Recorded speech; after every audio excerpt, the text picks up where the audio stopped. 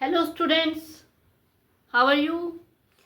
तो आज ninth class का जो फर्स्ट चैप्टर है orienting yourself the use of coordinates, वो चैप्टर हम आज करने वाले हैं। वेरी वेरी इंपॉर्टेंट वीडियो होने वाला है क्योंकि इस चैप्टर में से आपको 2 क्वेश्चन डेफिनेटली आने वाले हैं एग्जाम में। और सच बताऊं, बहुत सिंपल चैप्टर है ये। ठीक है, आज के 10 मिनट्स के वीडियो में इसका पूरा बेसिक समझ में आ रहा है। कंप्लीट बेसिक मैं आपको करवाने वाली हूँ। यहाँ पे मैंने कुछ पॉइंट्स भी लिखे हैं, आप देख सकते हो। इनके अलावा भी कुछ और चीज़ें हैं जो मैं आपको बताने वाली हूँ। तो वो बेसिक जो है ना, वो ऐसा होगा कि आपका पूरा चैप्टर क्लियर हो जाएगा। ठीक है, उसके बाद आपको वैसे मेरी हेल्प की या किसी भी टीचर की हेल्प की ज़रूरत नहीं रहेगी। फिर भी मैं 1-2 वीडियो और लेके आने वाली हूँ आपको, जो आपके एक्सरसाइज सेट 1, एक्सरसाइज सेट 2, उनके लिए उनके क्वेश्चंस भी सॉल्व करवाने वाली हूँ। ठीक है, लेकिन अभी के लिए आज जो हम वीडियो बनाने वाले, इसमें बिल्कुल बेसिक चीज़ें आने वाली हैं। इसका जो बुद्धियाना पाइथागोरस थ्योरम जो वो फॉर्मूला है, वो भी मैं आपको समझाने वाली हूँ। बिल्कुल जो पूरे चैप्टर में आपका काम करने वाला है वो भी मैं आपको बताने वाली हूँ। तो सीरियसली बहुत इंपॉर्टेंट और बहुत इंटरेस्टिंग होने वाली है आज की वीडियो, तो लास्ट तक देखना। ठीक है, तो स्टार्ट करते हैं।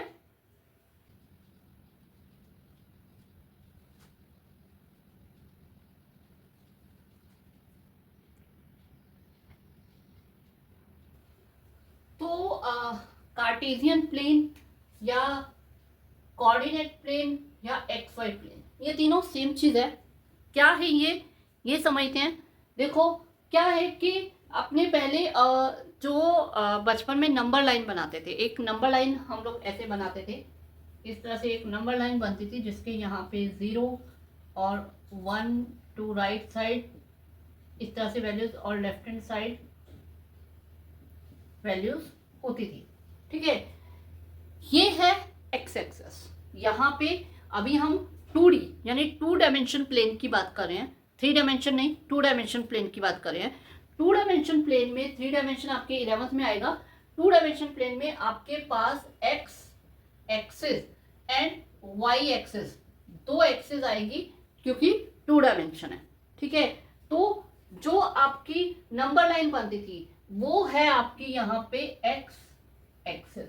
ठीक है, और यहां से आपकी एक वर्टिकल लाइन आएगी, वो होगी वाई एक्सिस। तो यहां से आप एक चीज ध्यान रखना, एक्चुअली ये जो चीजें बेसिक की चीजें ये सारी आपकी एमसीक्यूज या फिलअप बन के आ जाती हैं, तो आपको ये ध्यान रखना है। या फिर केस स्टडी अगर हो तो उसमें ये क्वेश्चन बन के आ जाता है।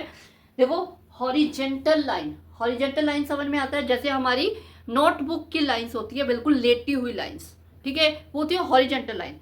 तो जो हॉरिजेंटल लाइन है, हॉरिजॉन्टल लाइन, वो है एक्स एक्सिस। ठीक है, और जो वर्टिकल लाइन है यानी जो खड़ी लाइन है, ठीक है, ये है, वो है वाई एक्सिस।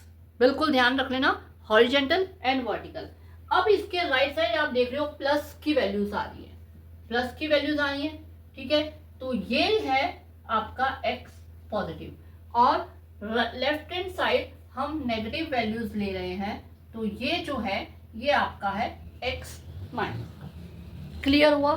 x एक्सिस मतलब जो हम बचपन में नंबर लाइन लेते थे, सेम वही लाइन आपके पास है, और उसे बस आपको अब पूरा प्रॉपर नेम दे दिया गया है।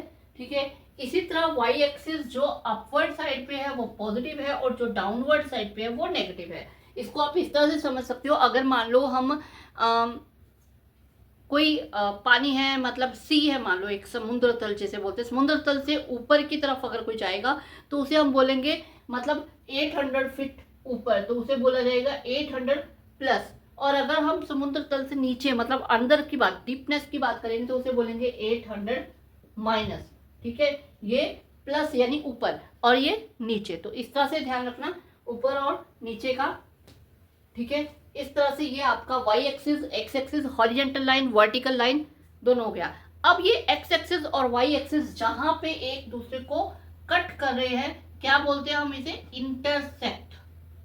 इंटरसेक्ट कर रहे हैं, और ये आपका इंटरसेक्टिंग पॉइंट है जहां पे ये इस तरह से जहाँ पे ये ज्वाइन करे, दो लाइन जब कट करती है, हमने ये पहले भी पढ़ रखा है कि उसे इंटरसेक्टिंग, 8th क्लास में हम पढ़ के आए हैं, इंटरसेक्टिंग लाइंस होती है, और जहाँ पे ये इंटरसेक्ट करती है उसे इंटरसेक्टिंग पॉइंट बोलते हैं। तो यहाँ पे भी ये इंटरसेक्टिंग पॉइंट है, इसे बोलते हैं ओरिजिन। क्या बोलते हैं? ओरिजिन।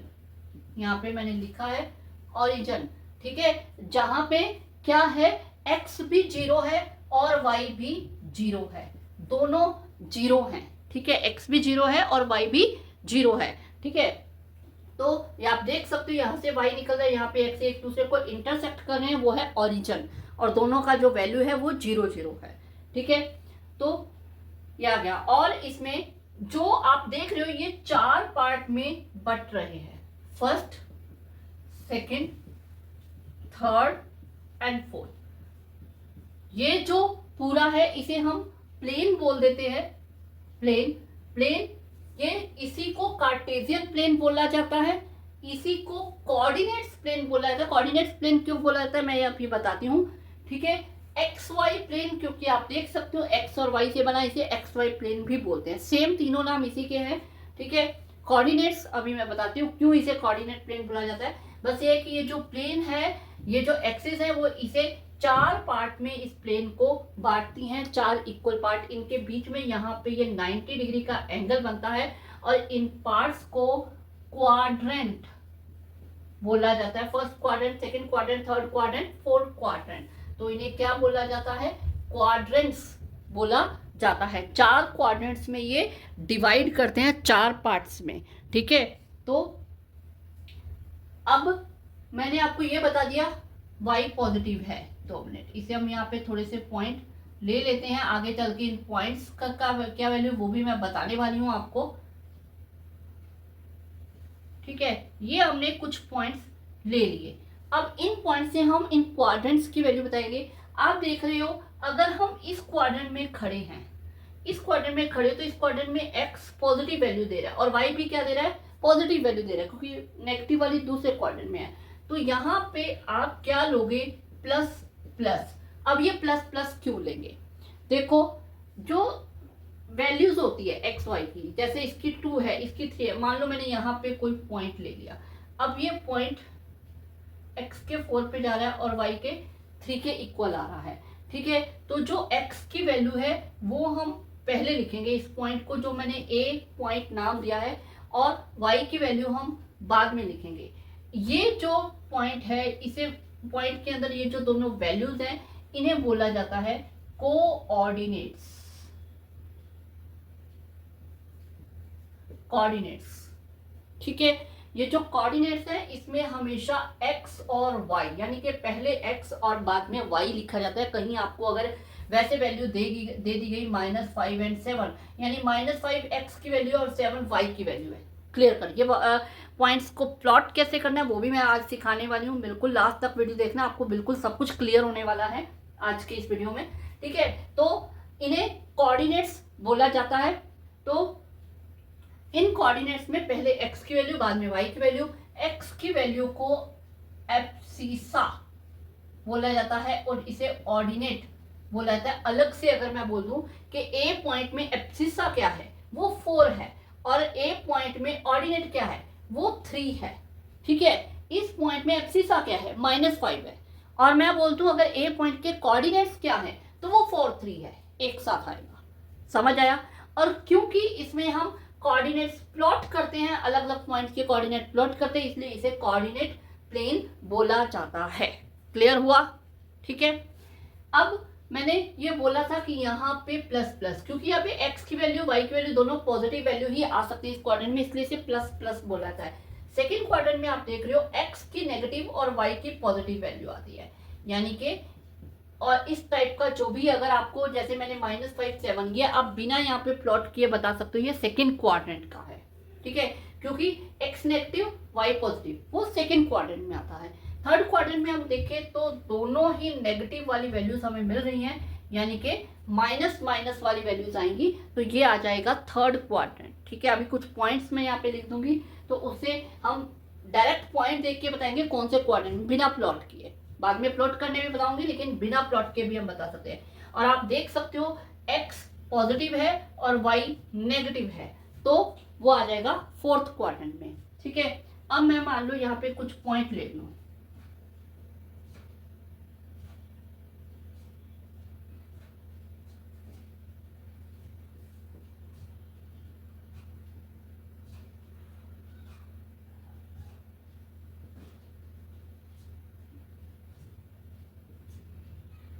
ये कुछ पॉइंट्स मैंने ले लिए।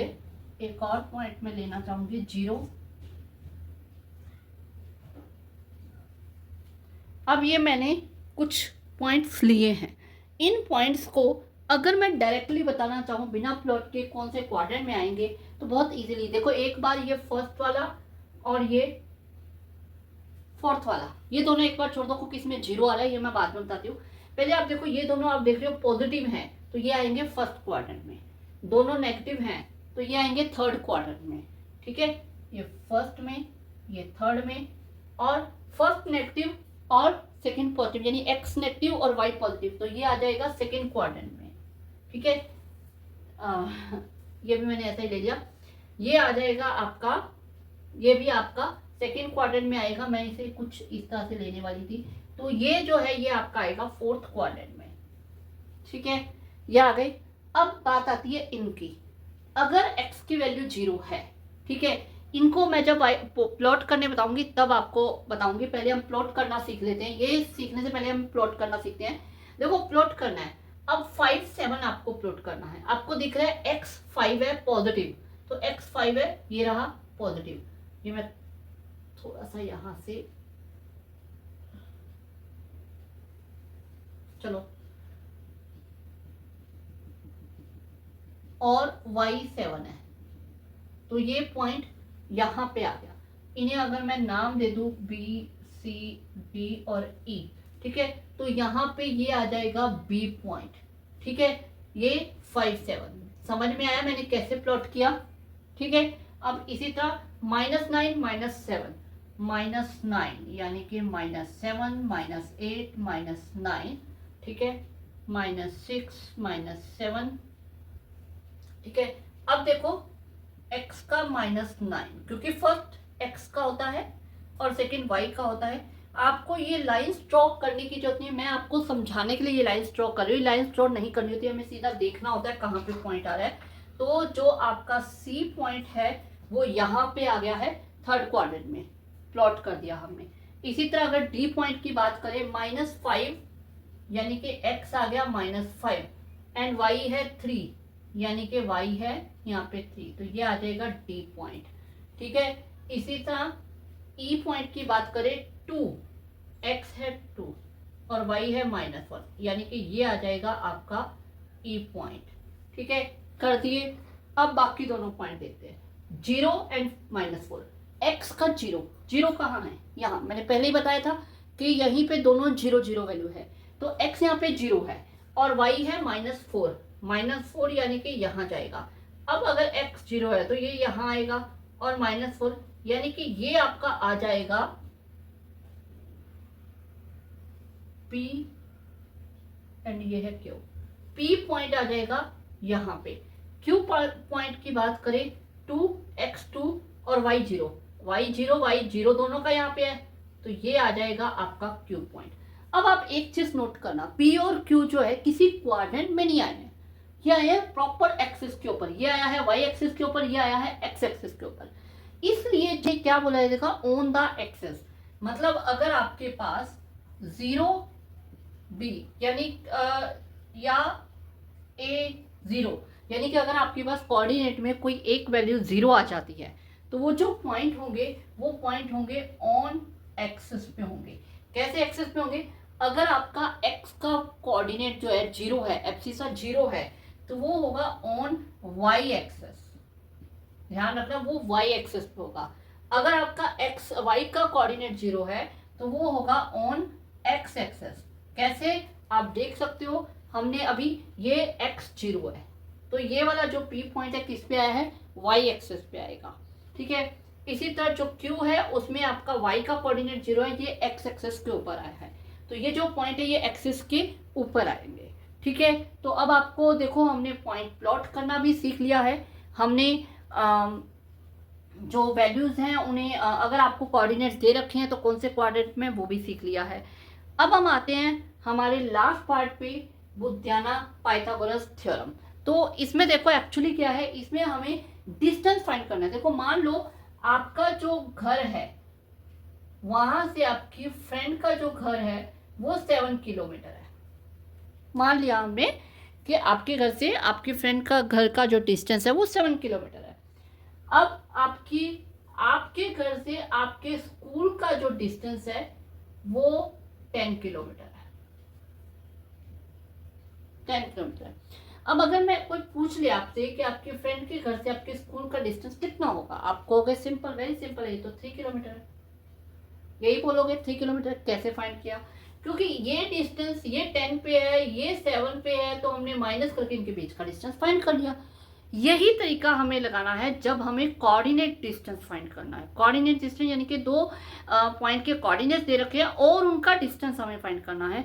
फॉर एग्जांपल आपने देख रखा होगा, मैंने डी और बी के बीच में एक लाइन ड्रॉ कर रखी है कि अगर हमें इनका डिस्टेंस फाइंड करना हो, देखो डी के जो कोऑर्डिनेट हैं वो हैं -5 and 3 एंड बी के कोऑर्डिनेट्स हमारे पास हैं 5 and 7।